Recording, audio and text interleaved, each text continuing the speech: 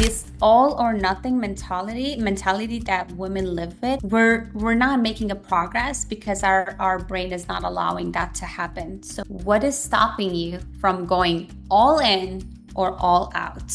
Where can we find the gray? Why are we black or white? My journal became my therapist. So we would just talk and talk and talk and talk and talk. When you see your thoughts on paper, it becomes an object or thing of its own. So it's like, oh, this is really happening to me. This is something that I'm saying to myself. And then I would write down, would I say this to my best friend? What if we take pictures and measurements for fat loss and we use the scale just to show gratitude for your existence?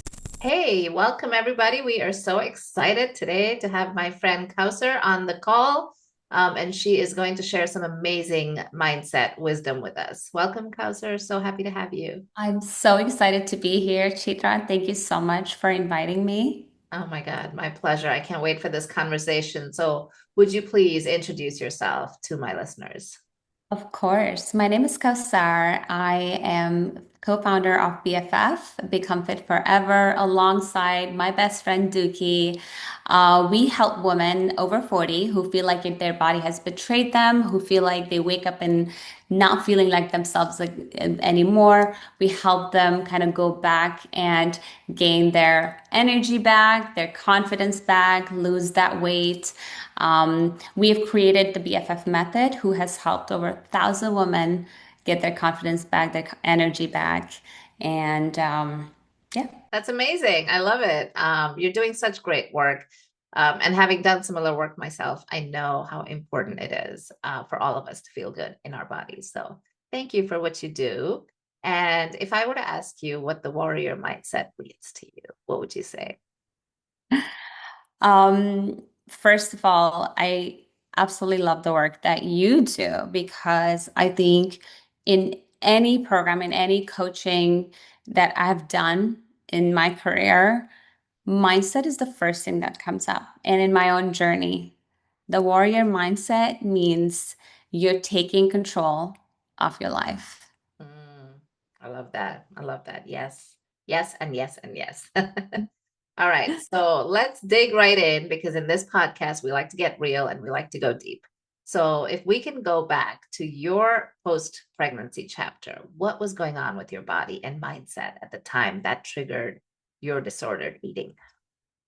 Yes, it's something that we talk a lot. We're very vulnerable on our page on our social media because women need to feel heard and seen, and there's so much that we go through that no one likes to talk about. So I had battled with disordered eating, which started in my early teens, and it kind of stuck with me throughout my life, going through college, moving to the States, getting my postgraduate degree. And it just stayed with me, kind of like became part of who I was. And it all started with the diet culture. I felt like there was a lot of societal pressure, and I was not like a very, very tiny, skinny teen. And so there was a lot of pointers there that made me feel very less of myself. And so I resorted to, you know, um, binging at times and, cutting out stuff at times. It was just like this yo-yo this whole time. And when I had my daughter 13 years ago, around that time, I had a little bit of time to reflect because I left my job. I was a stay-at-home mom. I wanted to be with her full time. I had a little bit of more time to reflect. And I realized that I didn't have a normal eating pattern and I wasn't really thinking really nicely of myself. And so the whole eating disorder of binging and dieting and binging and dieting was happening to me all these years, but I was just going with it, going with the flow. Or let me just do another diet. Let me just get, I want to lose this 20 pounds. I want to lose this 10 pounds. And then I would just fall off the wagon and start with the whole bad habits again. So I really had the time to reflect on what was really going on. And I realized that I had so many mindset issues that I had to really dig. And I love in your intro when you say peeling the layers, I had to really sit down and peel every layer to really understand what was really going on. And so that's kind of where my healing journey started. Wow. And I think so many people can relate to this, right? Myself included. I used to joke that if there's a diet out there, I've probably tried it, because I think that, and tell me if this is how you felt, is you have so much pressure to fit into this world that it's almost like you want to try anything to get there. Is that what was driving you to do these things? Oh, absolutely. Absolutely. So like growing up, I felt, I can only speak for myself. I felt like my whole identity was how I looked because of all these shows and the models and, movies and things like that. So everybody would praise you based on your appearance. So, of course, as a teenager, you internalize the fact that, okay, if I look a certain way, if I'm size zero, I can fit in these jeans, people will praise me and they will see me as a important person of the society. And so it was never like people wouldn't see your self-worth or they wouldn't identify you for who you are, but it was more of how you looked. And I think for me, that kind of started the whole eating disorder. Yeah, it's so messed up, the world we live in sometimes.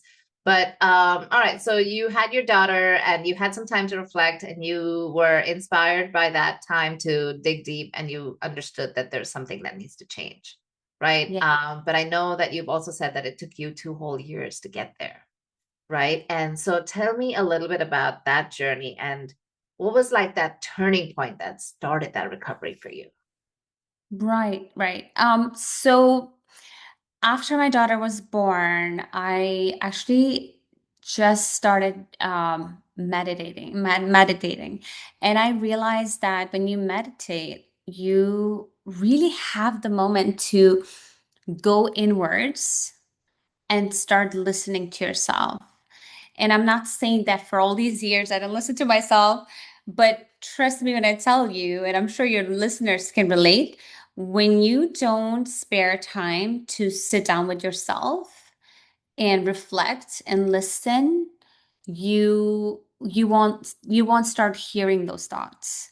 So once I started meditating, I started hearing my own voice and my own beliefs. And I realized, okay, there's things that I keep saying to myself that are not cool. And of course, I was reading a lot of mindset books at that point as well. I was listening to some podcasts. So I was getting bits and pieces of information here and there. But what truly, truly transformed my life was a very simple act, and that was journaling.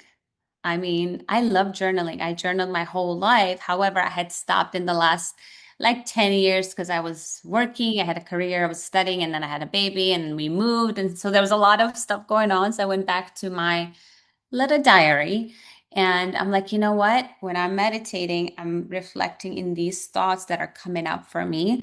And when I put it on the paper, it's almost like you're conversing with somebody. I mean, I feel like at that point, getting a therapist wasn't as common as it is right now, even though I would have appreciated to have a therapist. However, my diary, my journal became my therapist. So we would just talk and talk and talk and talk and talk. So then um, after some times of just studying mindset and what's truly going on, I realized that I had a lot of these neural pathways, these subconscious beliefs that I had truly believed that unless I look pretty, unless I'm skinny, I'm nothing. You know what I mean? So to uncover that through my journaling and affirmations and really rewiring those neural pathways and those subconscious beliefs, it took me sometimes, and trust me when I tell you it's a journey. It never ends. I'm still with my journal, I'm still with my affirmations. You have Yeah. to keep working on that. Yeah. Oh, I love that. Um, we live in a harsh world. We live in a world that is constantly judging us. And so we learn invariably to judge ourselves through that. Right. And so there's so much undoing that we need to do. So it sounds like you were undoing and peeling those layers and feeling the emotions that were coming up and healing in the process. Right. And for you, it's journaling that did it. And I always say, like, everybody has different things that worked for them. And that's why I love hearing from different people who have overcome their mindset battles, because every different things work for different people, right? So tell me, if you can reflect back a little bit on why journaling. Why do you think that did it for you? Like, what was it about putting it on paper that changed things? That is honestly that I just think everybody needs somebody. Mm, And, sometimes when you have this really close group of friends or a coach or a mentor or a good therapist that you can talk to, that can kind of it allows you to it challenges your own thoughts, right? Essentially, conversing and coaching is challenging your thoughts, and that's what we do as coaches, right? So I didn't have a big circle of friends when I had just become a mom, and I was extremely like in my own world, very alone. It was just me and my husband and my daughter, no family around us. So I found a great comfort just conversing to my journal. And when you see your thoughts on paper, it becomes an object or thing of its own. So it's like, oh, this is really happening to me. This is something that I'm saying to myself. And then mm, I would say, I would write down, would I say this to my best friend? If there's somebody that I absolutely love, would I say these things to her? Oh, that it's like, oh, you get chills when you think about it. You would not talk to your best friend like that. You would not talk to your daughter like that. You have a daughter now. Would you tell her, oh my God, you're so ugly. You're so oh you my God. um and and it's amazing because we also incorporate that in our program. I started writing a letter to myself, and I think that was the most beautiful thing I wrote, and I was just like bawling, Oh, crying, because your body is the most precious asset that God blessed you with. yeah, And if you can take care of one thing in your life, and that's your body, right? yeah, However, what are we doing with that? We stand in front of a mirror and talk snap about ourselves. So yeah. I wrote this beautiful letter to myself, telling her how amazing she is, all the things that she has done for me, all the things she's doing for me, how she has carried my precious little angel who I loved so deeply. And so once you write those, it really, really makes a huge difference. Wow, that journal really sounds like a therapist. So it first looks like it made you aware of your thoughts, like it made it so real, right? When you see them on paper, it's like, oh my God, this is what's going on in my brain, right? And then it's almost like, okay, how can we reframe these and write yourself a love letter almost, right? And that is so beautiful. And I think everyone listening should try this out, because it's such a beautiful exercise to write a letter. I've done the whole, like, write a letter to your past self, your future self, and it is so powerful, right? To put those into words. But thank you for sharing that. I think that there's so many takeaways in that, and I hope people listening will try out journaling, and give it a shot. So let's move on to the people that you help today, right? You coach women who already know what to do, but still feel stuck. Why do you think that mindset is the real missing piece in weight loss? Because you work with women over 40 trying to lose weight. Tell us about that. So, I was actually recording a podcast episode this weekend, and I was explaining how simple it is to change your patterns, and then it hit me. I'm like, okay, it's very easy. You can tell them to drink their water, eat their fiber, eat their protein. However, there's a lot of unpacking that needs to happen when you are coaching. So I have clients who come in, they're ready. They're like, okay, I haven't done the work. I'm ready to do the work. Give me what I need to do. And Mm, then clients like, oh, I know what I need to do. I just don't do it. So then we unpack like, okay, what is going on? What is stopping you? So there's a lot of this, what I see that's very common that's stopping women from reaching their highest potential is their own thoughts and beliefs. I can't do it. I don't have the time. It's hard. Or they try something very short term and they have a huge expectation of result and they don't achieve that, and then it's not working, and then they quit completely instead of keeping those little bits and pieces and good habits. They quit completely. So it's like this all or nothing mentality that women live with. It's really, we're not making a progress because our brain is not allowing that to happen. So what I do in our program is we work with clients on what are those thoughts, what is stopping you from going all in or all out? Where can we find the gray? Why are we black or white? Mm, Where can we be here where when your brain is telling you, when you step on that scale first thing in the morning and you see that number not changing, what is your first thought? mhm, We start from there, and then I break it down. I'm like, when you have those thoughts, I want you to write it down on your phone or on a paper, and then they come back to me on the next coaching class or session, and we work with affirmations. And I'll mhm. tell her, keep these affirmations close to where you're changing, where you're weighing yourself, because it is that negative self-talk is just going to lead you to go to that other path, right? We want to stay in the gray. We want to stay in the middle. Yeah, so true. And I used to tell my clients throughout the scale, let's focus on measurements and your energy and what you're consuming and how you're feeling. But that scale really, it messes with everyone's head, right? I don't think anyone can step on it and be like, oh, okay, I feel good. Like, unless you're like really in that beast mode stage of your life. But it's hard. Yeah, yep. And one thing that I always tell my clients, and I know this is a mindset podcast, and I think some people can resonate. I tell them, yes, I can teach you all about scale. Scale is not a determination of your body fat. Your body fat is just a small part of your body. The scale is showing you the whole thing, Yeah. right? And there could be water, there could be muscle gain, there could be whatever, right? So I always tell them, what if we take pictures and measurements for fat loss, and we use the scale just to be show gratitude for your existence. So they were like, oh my God, this is like a whole new way of thinking. I say, when you step on that scale, you just have to remind yourself that you're alive today. You Yeah. exist. You have a body, you have a mass, and that's it. Yeah. Look at it that way. Beautiful. I love that reframe.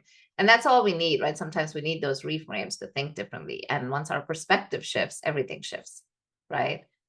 So I love that. Oh my God. I totally, you're taking me back to my world of fitness and nutrition coaching. But this is amazing. All right, let's talk about this negative self-talk that you're talking about, right? And let's talk a little bit about societal pressure because, I think that this negative self-talk is coming from a lot of pressure that we feel on the outside, right? So what are some of the most common or the biggest mental blocks that you see hold women back? So there's something to be said. And I think having platforms like yours, and we try to incorporate that as well, to talk loud and clear about the pressure that women are feeling from the society, from your magazines, from your movies, from the ads. You walk in the mall, you're literally bombarded with these pictures of models. And I mean, we can't change where we are. And it's been a decade of that, and not few decades of that. I feel like I grew up like in the midst of all that mess. However, I feel like more than what mindset, I feel like we're more empowered with better mindset, with better education, with podcasts like yours, to know better than that, right? So what we talk about in our platform is never like, oh, you want to be skinny. Yes, we are weight loss coaches, and it never resonates with me to tell people, oh, you want to be size zero. It never does. For us, it's always about your energy, your mood, your confidence, and plus women out over 40 really deal with so many hormonal shifts that weight loss really becomes harder. So that mindset of, oh, I can't do it. Oh my God, oh, I can't look a certain way. They compare themselves to others. They compare themselves to people on TV and they start feeling bad even more. And then they try to do another diet and they cannot because you have your estrogen, your progesterone, your cortisol levels, your insulin levels, they're all out of whack. So they're not in a right place right now. So I would love for everybody to just listen to podcasts like this, just go inwards a little bit. Just dig deeper into why I'm feeling that way. Why do I feel like I need to look a certain way? How do I feel? Let's change how I feel, not how I look. Yeah, I love that. And what do you think about, I'm gonna go off topic a little bit, but kind of still connected, quick fix mentality, right? Like in this world of weight loss, there is so much, your expression says it all, but there's so much emphasis on quick fixes. Like give me the quick fix. Like now we have all of these, weight loss therapies that are so popular, and suddenly you see everyone's lost weight all of a sudden, right? And for some people it works, right? Some of those things work, but the mindset of the quick fix, let's talk about that, because I feel like not enough people are talking about that. Yeah, I'm glad you brought it up. And so now we have a very quick fix. That's the injectables, right? So the quick fix. So again, the weight loss medication is so new that we don't know how people are going to react or how is it going to be. Back in the days when they had those little 90-day diets or a month diet and people would do it, they would lose 10 pounds or 20 pounds. And then you see them 6 months later, they're back to where they were plus some. Yeah. So I think always, always, before you dive into the quick fixes, please think about how are you going to maintain that?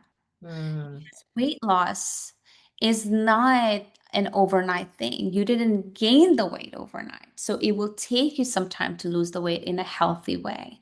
So have a little mindset shift. Okay, I want to lose the weight. However, I want to lose it in a healthier way. And if you lose your weight in a healthy way, you can actually sustain it. So the point about the quick fix that's happening right now, and it has taken up the internet by storm, is the weight loss injections and medication.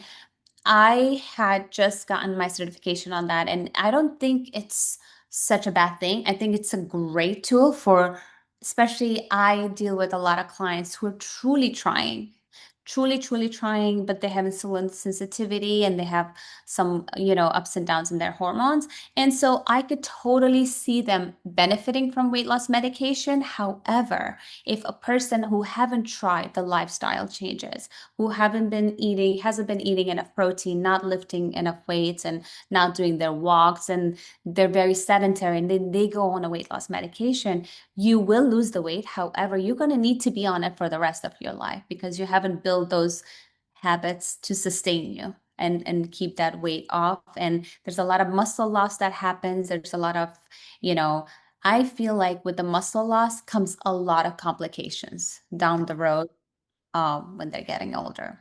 yeah, yeah, muscle loss is a big one for sure. And I see like a lot of the older generation, like my parents' generation, losing muscle, and anytime there's an illness or something, it hits them so much harder because they don't have enough muscle, Mm. right? So I'm like, please, please, please, everybody needs to do strength training. Yes, It's so exactly. important. Yeah. Okay. So let's talk a little bit about some of your mindset practices. You said that you have a morning mindset practice that you do. Can you walk us through some of the rituals that help you ground yourself each day? Yes, absolutely. So what I do, which is my ritual every single day, I do my prayer. I wake up 30 minutes before the kids, so I do a quick prayer. And then followed by that, if I have time, I would journal. I love my journal. I go through journals like quite a lot, and read maybe one page of our holy book. And then after I take care of the kids, they get ready for school. When my kids take the school bus, I do my walk. And that walk is not meant for exercise, it's more for my mental health. I really love connecting with nature, listening to the birds, and I never bring AirPods because that's the time of pure reflection. And when I do that, I just feel really good throughout the day. Also, women go through a lot of phases in a month, so sometimes you feel really down, sometimes you feel really up. You have to kind of pay attention to where you are in your cycle. And I feel like 1 week or 2 weeks in a month, I feel really like I need to double down on my morning practice and rituals just to feel like myself for the rest of the day. But yeah, that's pretty much what I do. It's beautiful. I love the tip about not putting on AirPods while walking because, so many of us are walking, but we're missing out on the beauty of nature or, the joy of being out there by just locking in with some other thing that's going on in our ears. Now, did you always walk without AirPods, or was that something you had to learn how to do? I start this year, so I decided that my morning walks are not going to be part of my exercise. For exercise, I do other stuff later in the day. I decided that my walk was going to be more of a reflection, more of, boosting those happy hormones and just connecting with nature, listening to the birds. And when you walk in the snow, the sound is just really crisp. And then in the fall, it's just so beautiful. I love that. I love that. I'm gonna have to try that. Every now and then I'll do it, but I do love my time to listen to something as well. But it's hard. It's hard changing these habits, right? So, what's one tip that you can leave everybody with if when it comes to changing your mindset or your habits?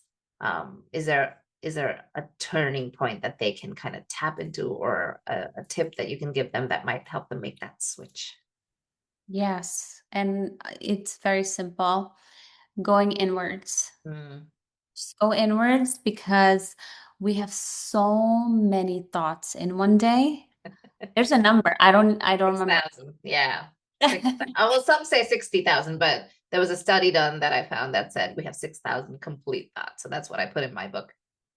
Complete thoughts. Yeah. Okay. So we have and trust me, I think majority of thoughts are based on Negative.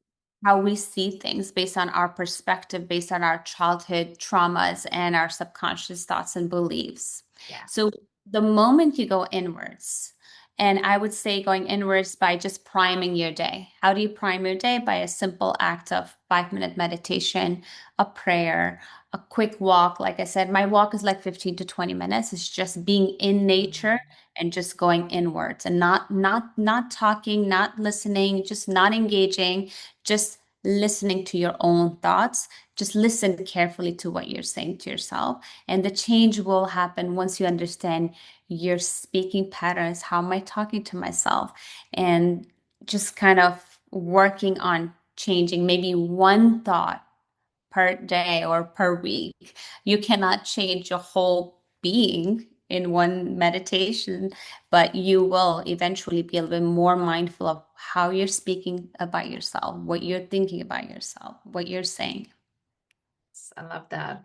That is so aligned with the work I do as well. Get aware of those thoughts because they're nasty sometimes, and they've been there for a while, and we need to clear that gunk out.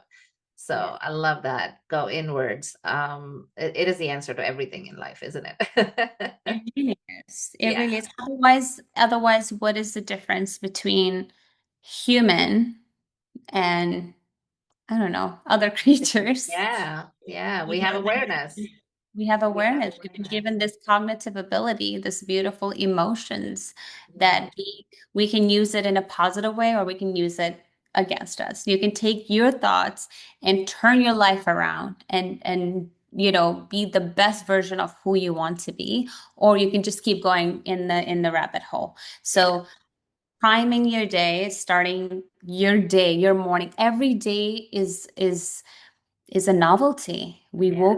We wake up, you're breathing. It's a We're beautiful here. thing. We're Yeah. here. The gratitude that you're here. So Yeah. yeah. Every day is a blank page, right? Yeah, we get to decide what we make of it. I love that. All right. So, on that note, will you tell everyone how they can find you and learn more about the work that you do? Because clearly you're doing amazing work. Thank you so much. So our Instagram, we're pretty active on Instagram. It's become .fit forever. Our website is bff.zone, and we also have a podcast, Get Fit in Your 40s. You can find it on iTunes, Spotify, or YouTube. Beautiful. Thank you so much. This has been such a pleasure. I have enjoyed this conversation tremendously, and I look forward to listening to your podcast. And I hope everyone will follow you and find you and learn more about the work that you do.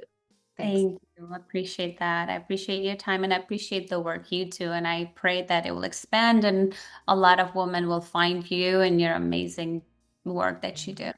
Oh, thank you. Thank you, Kausar. Appreciate it.